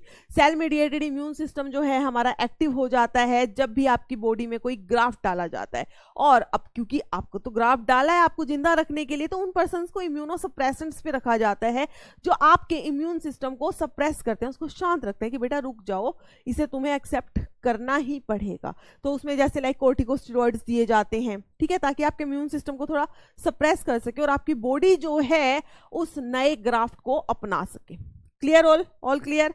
तो देखो यहाँ पे लिखा होगा, very often when human organs like heart, eye, liver, kidney etc. they fail to function satisfactorily, transplantation is the only remedy to enable the patient to live a normal life. Then search began to find the suitable donor. तो फिर तुम क्या करते हो? Searching करते हो suitable donor के लिए, ठीक है। grafts from just any source, animal, another primate or any other human being cannot be made since the graft would be rejected sooner or later. Tissue matching किसी भी से नहीं ले सकते, हमें क्या करना पड़ता है बेटा? Tissue matching, blood group matching. Tissue matching अगर आपको याद हो मैंने लिखवाया था यहाँ पे HLA, ठीक है। They are essential before undertaking any graft transplant and even after this patient has to take immunosuppressants to, पूरी लाइफ उनको इम्यूनोसप्रेसेंट्स पे तो रहना ही पड़ता है ताकि हमारी बॉडी उसको रिजेक्ट ना कर दे, हमारा CMI cell mediated immune system जो है एक्टिवेट ना हो जाए बहुत ज्यादा उसके खिलाफ। So the body is able to differentiate self and non-selves and the cell-mediated immune response is responsible for the graft rejection. बहुत इंपॉर्टेंट लाइन है बेटा, ये लगती छोटी है बट इंपॉर्टेंट लाइन है। क्या इस पे क्वेश्चन आया हुआ है?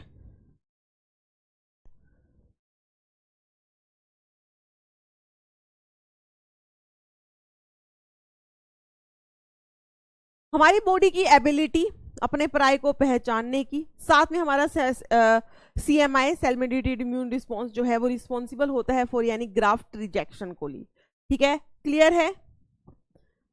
चलो अब आता है active and the passive immunity. Active immunity क्या होती है और पैसिव इम्यूनिटी क्या होती है? देखो बेटा, एक्टिव इम्यूनिटी वो है जो हमारी बॉडी खुद से बना रही है, पैसिव इम्यूनिटी वो है जो हमें बाहर से मिल रही है। सिंपल सी बात, जहां आपकी बॉडी काम कर रही है मींस आप एक्टिव हो, जहां आपको बैठे बिठाए बाहर से ही प्रोटेक्शन मिल गई वहां आप पैसिव हो, ठीक है।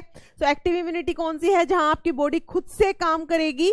और पैसिव इम्यूनिटी कौन सी है? जहां आपको बाहर से जो है डायरेक्ट दे दिया जाएगा कुछ, ठीक है। क्लियर है?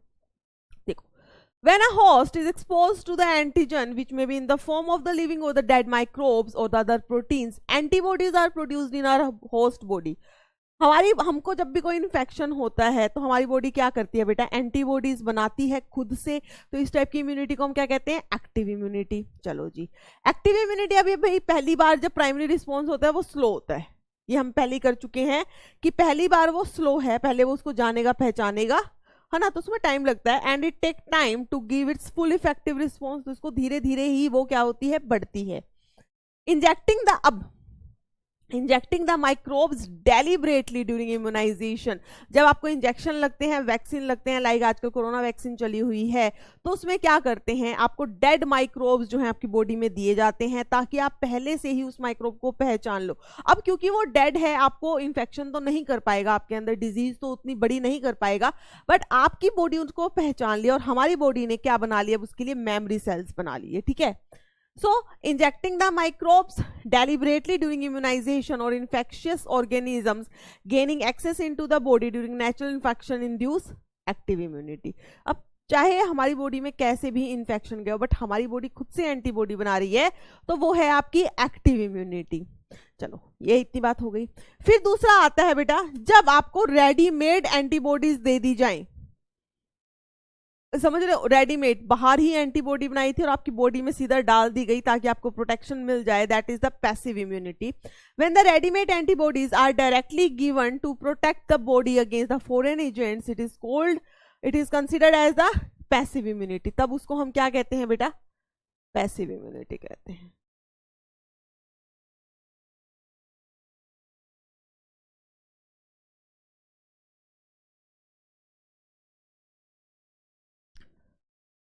ठीक है, अब देखो जो हमारा मदर मिल्क होता है, द येलोइश फ्लूइड कोलेस्ट्रम, मैंने आपको बताया था कोलेस्ट्रम है मदर मिल्क, उनके अंदर क्या होती है? आपकी एंटीबॉडीज प्रेजेंट होती है। देखो the yellowish fluid colostrum secreted by the mother during the initial few days of the lactation has antibody. आपको बताया था सिक्रेटरी एंटीबॉडी कौन सी होती है? IgA। तो IgA प्रेजेंट लिखा हुआ है यहाँ पे, IgA to protect the infant. तो ये हमें कहाँ से मिल रही है, हमारी बॉडी ने थोड़ी बनाई है, बच्चे की बॉडी ने थोड़ी बनाई थी, उसको मदर से मिली थी। तो वो क्या हो जाएगी, वो इम्यूनिटी जो आपको मदर से भी मिल रही है, चाहे वो प्लेसेंटा के थ्रू कोई एंटीबॉडी पास हुई हो, लाइक आईजीजी जो है प्लेसेंटा से पास कर जाती है, आईजीए जो है मदर के मिल्क से आपको मिल रही है, आपकी बॉडी नहीं बना रही है, so it comes under the passive immunity. जब आपकी बॉडी एंटीबॉडी बनाती है then only it is active immunity. ठीक है, the foetus also receive some immunity from their mother through the placenta through pregnancy. These are the some example of the passive immunity. ये clear है। Active जब आपकी body खुद antibody बनाए, passive जब आपको बाहर से एंटीबॉडी दे दी जाए। क्लियर बेटा? चलो नेक्स्ट, वैक्सीनेशन एंड इम्यूनाइजेशन। अब वैक्सीनेशन इम्यूनाइजेशन का प्रिंसिपल जो है it is based on the property of our, अब हमारी बॉडी की जो प्रॉपर्टी थी ना मेमोरी की, उस पर।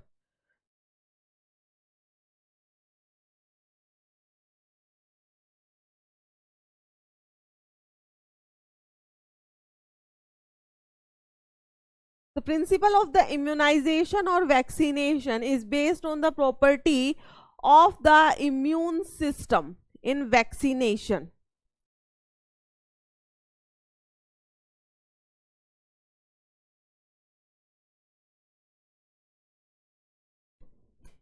ठीक है, देखो अब वैक्सीनेशन में हम क्या करते हैं, हमारी बॉडी के अंदर इंजेक्शन दिया जाता है। उस इंजेक्शन में बेसिकली क्या होता है, there is in vaccination a preparation of the antigenic protein of the pathogen, inactivated weakened vaccine are introduced in the body. कोई भी पैथोजन जिसको बहुत ज्यादा वीक कर दिया, इतना वीक कि हमारी बॉडी में डिजीज कॉज ना कर सके, एटीन्यूएटेड इज द वीकेंड। ठीक है, एटीन्यूएटेड का मतलब है वीकेंड, या फिर वो डेड है। या हम क्या करते हैं, कई बार उनका जो है सिर्फ एंटीजेनिक थोड़ा सा सब्सटेंस ले लेते हैं, प्रोटीन ले लेते हैं, वो बॉडी के अंदर इंट्रोड्यूस किया जाता है। ठीक है, सो द एंटीबॉडीज, हमारी बॉडी क्या करती है, the antibodies produced in the body against this antigen will neutralise the pathogenic agent during actual infection.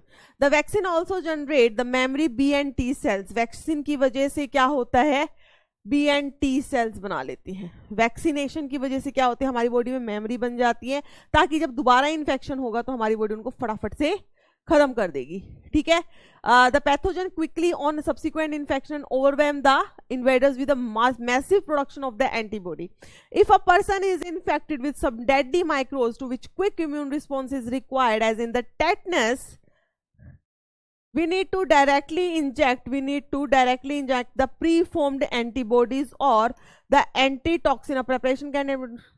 देखो कई बार क्या होता है, कुछ ऐसी बीमारी है जिनकी अभी तक वैक्सीनेशन नहीं बनी है, और जिस टाइम पे वो इन्फेक्शन आपकी बॉडी में हुआ उसी टाइम पर आपको डायरेक्ट एंटीबॉडी ही देनी पड़ेगी। आप वेट नहीं कर सकते हो कि हमारी एंटीबॉडी बनाए, बॉडी एंटीबॉडी बनाए और फिर उसको उस पैथोजन को मारे, तब तक तो हम ही उठ जाएंगे। तो उन केसेस में हम क्या करते हैं, हम रेडीमेड कुछ एंटीबॉडीज हैं जो हम बाहर से पर्सन में इंजेक्ट कर देते हैं।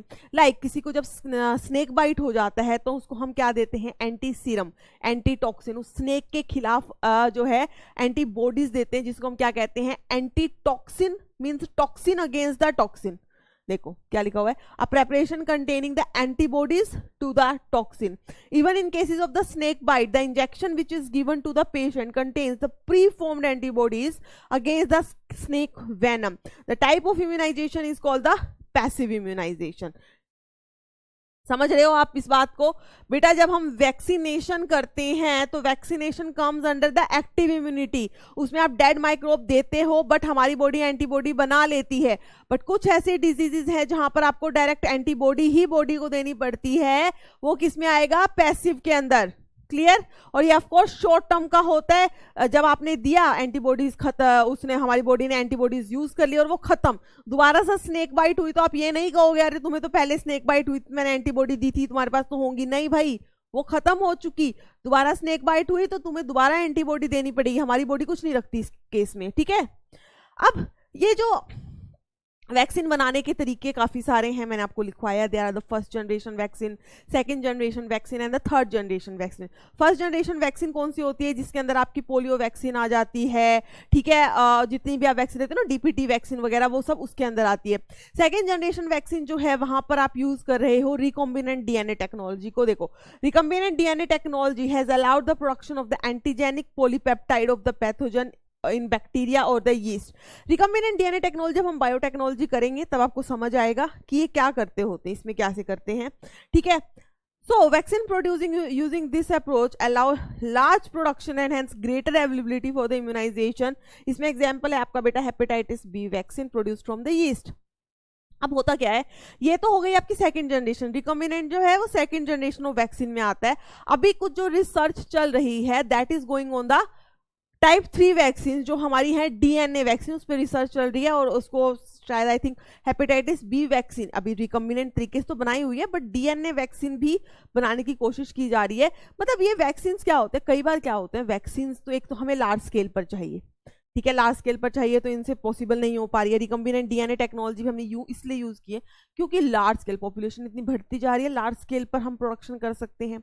साथ में जब आप कोई वीकेंड पैथोजन आप बॉडी में डालते हो, किसी की बॉडी में डालते हो, तो आपने देखा होगा कई लोगों का इम्यून सिस्टम बहुत वीक होता है, वो उस वीकेंड उस डेड पैथोजन से भी उनको डिजीज हो जाती है, तो वहां एक रिस्क फैक्टर रहता है, but not in these cases, ठीक है, क्लियर।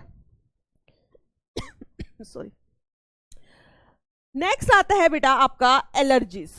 नेक्स्ट टॉपिक जो हम कर रहे हैं that is the allergies.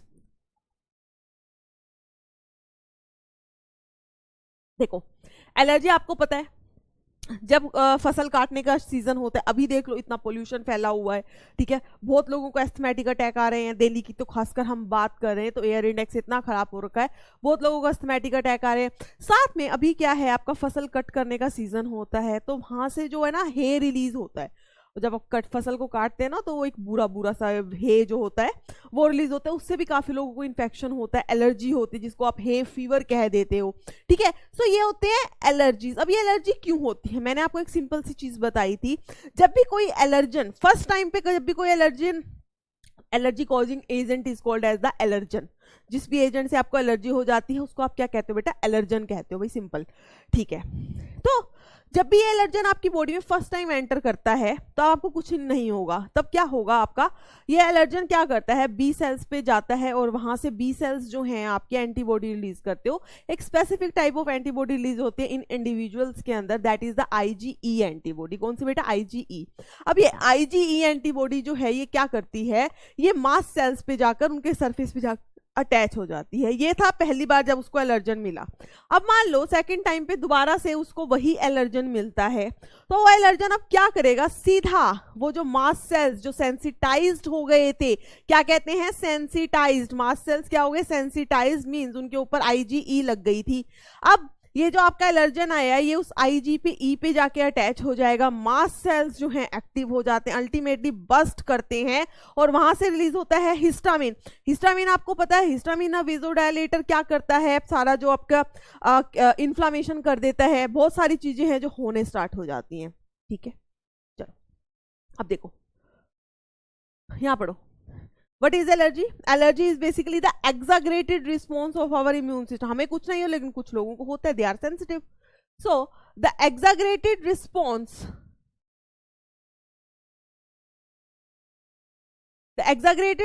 of the immune system to certain antigen present in the environment is called allergy, and the substances to which such an immune response is produced is known as the allergen. उनको हम क्या कह देते हैं, allergens कह देते हैं।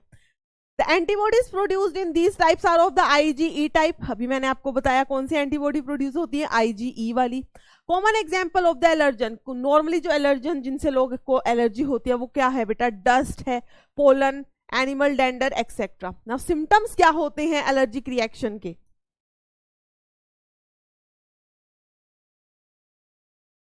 अगर मैं सिम्टम की बात करूं तो बहुत ज्यादा छींक आनी स्टार्ट हो जाती है, स्नीजिंग, आंखों से पानी आएगा, running nose and difficulty in the breathing. Allergy is due to the release of the chemicals like the histamine and serotonin from the mast cells, ये लिखा हुआ फ्रॉम द मास्ट सेल्स। यहाँ पे जो मास्ट सेल्स हैं उनकी क्या हो जाती है बेटा, sensitisation.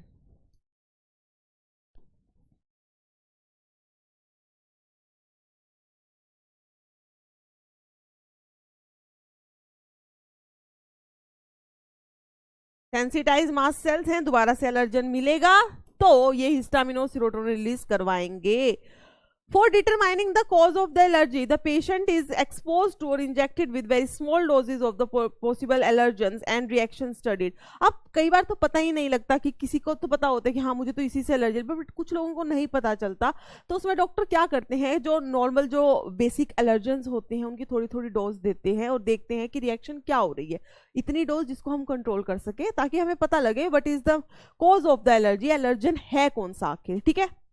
The use of the drugs, अब यहाँ पे ड्रग्स कैसी दी जाएंगी, जो इन हिस्टामिन सीरोटोनिन के खिलाफ एक्ट करेगी। The use of the drugs like antihistamine, adrenaline and steroids, they quickly reduce the symptoms of the allergy. ठीक है। somehow modern day style has resulted in lowering of the immunity and more sensitivity to the allergen. More and more children in metro cities of India, they suffer from the allergy and asthma due to sensitivity to the environment.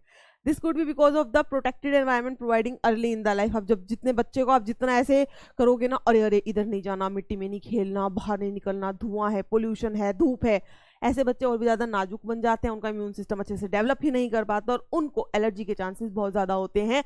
इसलिए भाई जियो और जीने दो, बच्चों को भी अपनी life जीने दो, पूरा उनको अच्छे से एक्सपोज होने दो हर चीज़ से।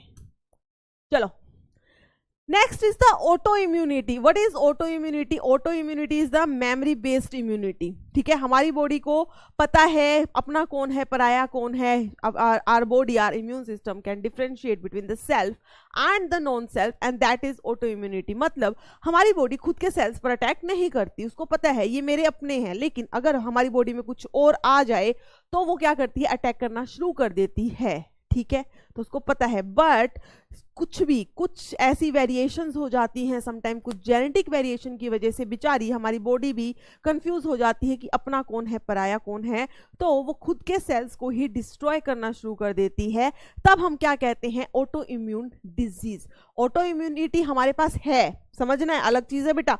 कभी ऑटो इम्यूनिटी को ही कह दो कि डिजीज है, नहीं, हम सबके पास ऑटो इम्यूनिटी है। हमारी बॉडी खुद को प्रोटेक्ट करना जानती है, हमारी बॉडी को पता है ये मेरे सेल्स हैं, हमें नहीं मारेगी।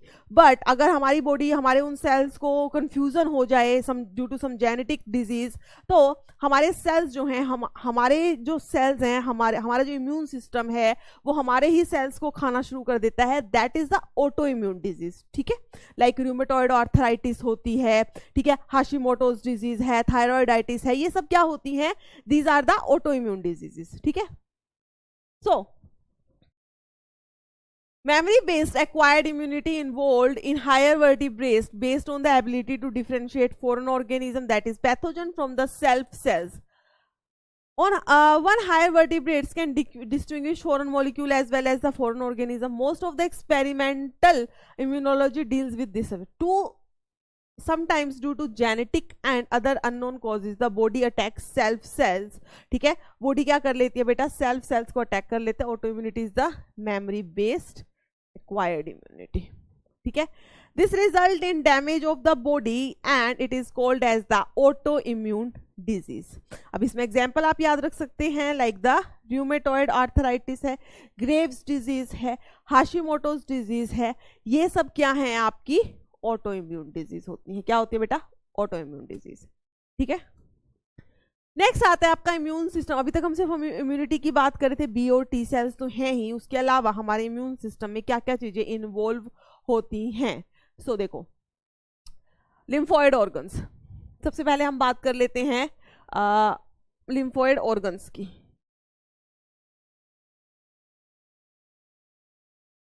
Lymphoid organ, these are the organs where origin or the maturation and proliferation of the lymphocytes occur. the primary lymphoid organ जो है हमारे बेटा वो कौन से हैं, बोन मैरो एंड थाइमस है, जहां पर इमेच्योर lymphocytes जो है डिफरेंशिएट करती हैं into the antigen sensitive lymphocytes। ठीक है, याद रखना है, हमारा जो प्राइमरी लिम्फोइड ऑर्गन है वो कौन से होते हैं, बोन मैरो होता है और थाइमस होते हैं, जहां पर आपकी बी और टी lymphocytes बनती हैं। ठीक है, उसके बाद में क्या होती है, मैच्योर भी होती हैं। So where immature lymphocytes they differentiate into the antigen sensitive lymphocytes. मतलब एंटीजन सेंसिटिव मतलब जब वो बनी थी तब वो एंटीजन नहीं पहचान रही थी, अब वो मैच्योर हो गई हैं। अब अगर कोई बाहर से एंटीजन आया, कोई फॉरेन बॉडी आई, तो उनको पहचान जाएंगे और उनको अटैक करेंगे और मार देंगी। सो आफ्टर मैचुरेशन, अब मैचुरेशन होने के बाद ये जो लिम्फोसाइट्स हैं they migrate into the secondary lymphoid organ. ये जो थाइमस और प्राइमरी है they are the primary lymphoid organ. ये क्या है बेटा?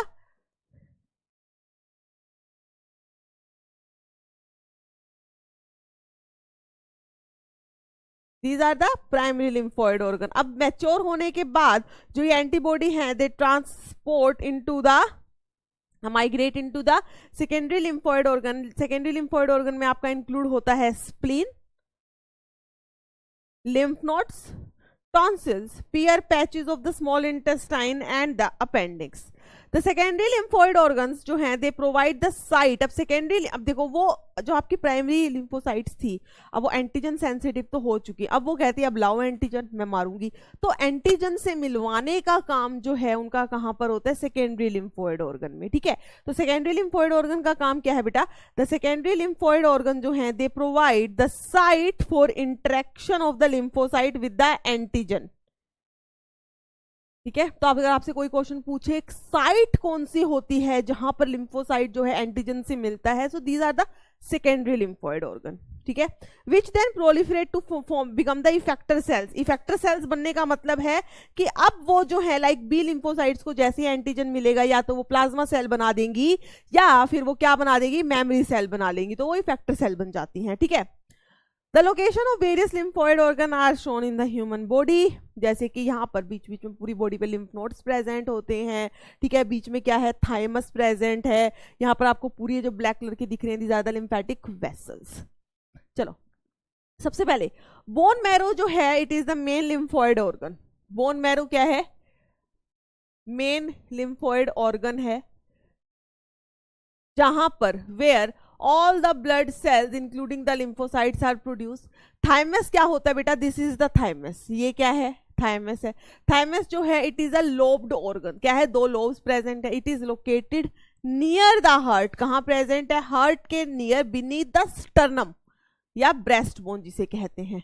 ठीक है, सो thymus क्या है बेटा? lobed organ है, present near the heart, present near the heart, beneath the sternum, sternum या ब्रेस्ट बोन जिसको हम कहते हैं उसके नीचे प्रेजेंट है। जब आपका बर्थ होता है तो थाइमस का जो साइज है वो काफी बड़ा होता है। Thymus is quite large at the time of the birth but it keeps on reducing in size with the age. जैसे जैसे एज बढ़ती है इसका साइज भी डिक्रीज होता है and by the time of the puberty it attain it reduce to very small size. जब आपका बर्थ हुआ बड़ा था, धीरे धीरे रिड्यूस होता जा रहा है और जब प्यूबर्टी आई तो काफी ज्यादा कम हो गया। ठीक है, both the bone marrow and the thymus they provide the micro environment for the development and the maturation of the T lymphocyte. चाहे बोन मैरो हो थाइमस हो, वो बी और टी लिम्फोसाइट्स को प्रोलिफरेट करने में, मैच्योर करने में हेल्प करते हैं। ठीक है, इतनी बात हो गई। फिर आ जाता है आपका spleen. Next is spleen. Spleen क्या है बेटा? एक बीन शेप्ड ऑर्गन है। ठीक है, it mainly contains the lymphocytes and the phagocytes. यहाँ पर आपको फैगोसाइट्स और लिम्फोसाइट्स मिलते हैं। They act as the filter of the blood. ये क्या होता है? फिल्टर ऑफ द ब्लड होता है। They just trap the blood borne micro organisms. मैंने आपको बताया था स्प्लीन जो है इमरजेंसी ऑर्गन भी एक्ट करता है। मींस इमरजेंसी में अगर आपका रेड ब्लड सेल कम हो जाते हैं तो वहां पर जो है रेड ब्लड सेल्स जो हैं स्टोर होकर रहते हैं। So they are the storing organ for the RBC. ठीक है, साथ में ग्रेवयार्ड भी होता है आरबीसी का, स्प्लीन का। एक बार आपने नोट्स देखो बेटा, मैंने आपको दो पार्ट लिखवाए थे यहाँ पे। वहां पर एक व्हाइट पार्ट होता है जिसको व्हाइट पल्प, और एक रेड पल्प है। रेड पल्प जो है वहां पर आरबीसी स्टोर होती है। व्हाइट पार्ट के अंदर जो है लिम्फोसाइट्स है, वहां पे mainly phagocytosis of the destructed RBCs and other microbes का डिस्ट्रक्शन होता है। ठीक है, spleen is also the large reservoir of the erythrocytes. Reservoir भी है और साथ में ग्रेवयार्ड भी है। नेक्स्ट आता है आपका लिम्फ नोड्स। नेक्स्ट है बेटा लिम्फ नोड। लिम्फ नोड क्या होते हैं? स्मॉल सॉलिड स्ट्रक्चर होते हैं। यहाँ पे आपको दिख ही रहा है ये छोटे छोटे से जो यहाँ पे पूरी बॉडी के अंदर ये स्ट्रक्चर्स बना रखे हैं। These are the lymph nodes. ठीक है, लिम्फ नोड्स जो होते हैं they serve to trap the micro organism. Lymph node देखो, माइक्रो ऑर्गेनिज्म लिम्फेटिक वेसल में था, जैसे ही लिम्फ नोड के पास आया वहां पे ट्रैप हो गया, वहां पे बहुत सारा बी और टी लिम्फोसाइट जो है रहते हैं, पहले से उनको खा जाते हैं। देखो, the lymph nodes they serve to trap the micro organism और other antigen which happen to get into the lymph and the tissue fluid. Antigen trapped in the lymph nodes are responsible for the activation of the lymphocytes present there and cause the immune response. Clear है? चलो जी, अब देखो next, ये तो पूरा paragraph ही काफी important है।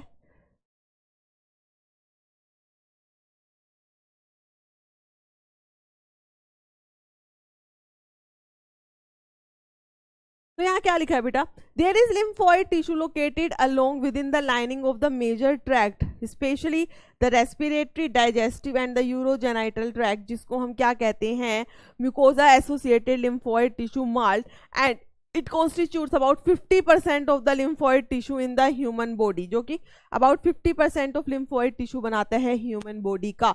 ये है माल्ट, कहाँ कहाँ पे प्रेजेंट है, in the mucosa of the respiratory, digestive and the urogenital tracts. याद रखेंगे, मोर देन 50% जो है, अबाउट 50% जो है पूरा बॉडी का लिम्फोइड सिस्टम यही बना के रखते हैं। फिर एक चीज आती है पियर पैचेस। पियर पैचेस कहाँ प्रेजेंट होते हैं बेटा, स्मॉल इंटेस्टाइन में, था ना ऊपर पीछे वाली स्लाइड में था आई थिंक, ये रहा, Peyer's patches of the small intestine. ठीक है, सो ये सब क्या होते हैं, these are the lymphoid organ. Main primary lymphoid organ में आपका आएगा bone marrow and thymus. Secondary lymphoid organ के अंदर आप क्या इंक्लूड करोगे बेटा, स्प्लीन इंक्लूड करोगे, अपेंडिक्स इंक्लूड करोगे, माल्ट इंक्लूड करोगे, पियर्स पैचेस इंक्लूड करोगे, लिम्फ नोड्स इंक्लूड करोगे। आई होप इतनी बात क्लियर है। ठीक है, क्लियर बेटा। तो ये था, हमने आज बेसिकली क्या किया है बेटा, सारी जो आपकी चैप्टर को एक बार रिवाइज कर दिया है कि पहले आपने डिजीजेस सारी की, फिर हमने इम्यूनिटी को डिस्कस किया। ठीक है, उसके अलावा आप कहोगे कि मैम ड्रग्स वाला चैप्टर, बेटा ड्रग्स वाला जो पार्ट था वो हमने लास्ट लेक्चर में कंप्लीट किया था, एनसीईआरटी मैंने आपको पूरी करवा दिया उसमें।